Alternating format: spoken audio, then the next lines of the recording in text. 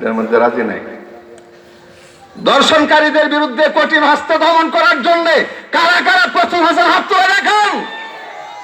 আমার মা যেই কথা তোমার মা একই কথা, আমার বোন যেই কথা তোমার বোন একই কথা। যে কোনো নারীর সাথে দুর্ব্যবহার করবে তাকে ছাড় দেওয়া যাবে না। প্রশাসনের ভাইয়েরা আপনারা খবর রাখবেন, আমাদের মা আমাদের বোন যেন তার মান এবং ইজ্জত নিয়ে তার ঘরে যেন বসবাস করতে পারে।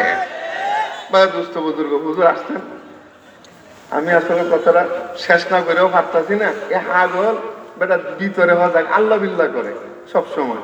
বাচ্চার কাছে গেছে আর বলছে এটা লাঠি দিলাম আপনারা হাদিয়া, ওই লাঠি আপনার তুলনায় আরেকজন ব্যাক কলারে দিবেন। এই পাগল লাঠি নিয়ে চলে গেছে, 1 বছর 2 বছর 3 বছর পর্যন্ত লাঠি নিয়ে গেছে। তার তুলনায় আরো এর চেয়ে আরো বেশি ব্যক্তল আর পায় না। কথা কয় না? এর তুলনায় এর চেয়ে আর বেশি ব্যক্তল আর পায় না। শেষ পর্যন্ত 3 বছর যাওয়ার পরে ওই পাগলের কাছে সংবাদ আসছে যে এই দেশের বাচ্চা হারুন রশিদ আমার বন্ধু মানুষ, তিনি অসুস্থ হয়ে গেছেন। বাদশাকে দেখার জন্য রাজদরবারে আসছেন। রাজদরবারে আসার পরে তিনি কি করলেন, রাজদরবারে ঢুকলেন। ঢুকার পরে সালাম দিলেন। রাজাকে জিজ্ঞেস করলেন, মাননীয় রাষ্ট্রপতি আপনার কি অবস্থা?